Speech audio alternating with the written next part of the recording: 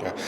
Platforms like Dii are very important because they are, on one hand, detached from, I would say, business reality or business constraints, so they can think freely. They can think freely about next dimensions, next developments, and therefore they are a kind of an early indicator, early warner, and they're kind of a beacon setting out the strategy for the future. But at the same time, because it's an industry platform, they are founded to reality. And that combination of being visionary on the one hand, but at the same time not being completely loosely of all relevant facts is a very good combination. Yeah. Well, let me start with a very maybe strange remark, because it's a kind of déjà vu what I now see in the Middle East. I, as Dutchman, went to Germany in 1990, which was just after the wall came down, and something was happening here which I would think is once in a lifetime chance. And I have a feeling that something very similar is happening in the Middle East at the moment. Like at the time of the unification, nobody will know how exactly it will go out, but if we can drive this in the right direction, it could make a difference for the region, but even also beyond the region, on a political level, on an economical level, on a societal level. And being part of that is something which is very striking. And I think that we need to look at that a bit less with the view of a Western person. We've seen examples of what happened in North Africa and in that region in the last years, and not all of them were well for the people that live there.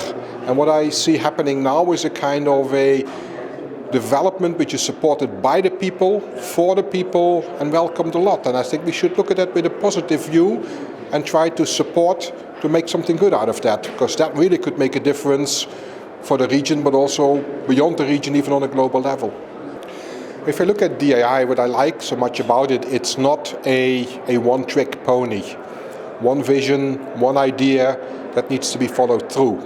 It's an industrial platform, and therefore it's the ideas of what happens at the moment that's being picked up at an early stage and then being brought forward. Let me go back in history. When it was set up, it was the idea to produce electricity in the desert and transport it to Europe. And we know that there are quite a lot of restrictions to that, and it was a great idea, but it never came to being more than a great idea. What happened in the second phase is that Dii then used its knowledge to produce electricity in those regions, but to use it there. And they really had a big drive in setting up wind parks and solar parks in regions that desperately need that electricity. Now we go into the next phase. And that is what I would call the reinvention of Dii by looking at the next wave of the energy transition. And if I talk about the next wave, then the first wave for me was electrifying the sun and the wind. That can get us to 40-50% renewables in the system, but to go beyond that is very difficult with only electric energy. And we also know that electric energy is only 20-25% of the total energy that is being needed. So to go into those other sectors, whether this is transportation, I'm not talking electric cars, but heavy duty or airplanes or ships, where electrification just simply doesn't work. But if you look into industry, where energy is needed, not only in electric form, now that's where the next wave comes in. And the first wave was good because it was the precondition for the next wave to happen. And the next wave is about green molecules, green synthetic molecules. I'm not talking about biomass or biofuels. I'm talking about pure synthetically generated fuels. And that needs a lot of electricity, but only because the first wave allows us to produce renewable electricity at very low cost, we can now enter into the second wave. And that is where now Dii has embarked upon green hydrogen and potentially other fuels to follow on that. Well, the foundation for green power, or the center where this is going to happen, is not that difficult to estimate. We see that oil and gas has been produced there where it is available. So we will see that green hydrogen or green fuels will be produced there where the input factors are available.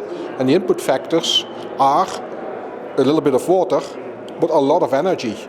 And if there is sun and potentially wind in a region available, now then you don't go to the north of Europe, but you go there where the sun shines and where there's also wind, and that is very often the Middle East, North Africa, a few other regions that also have the advantage of a proximity to Europe. So you can ship or you can through pipelines transport the hydrogen or the other fuels to where it's being needed.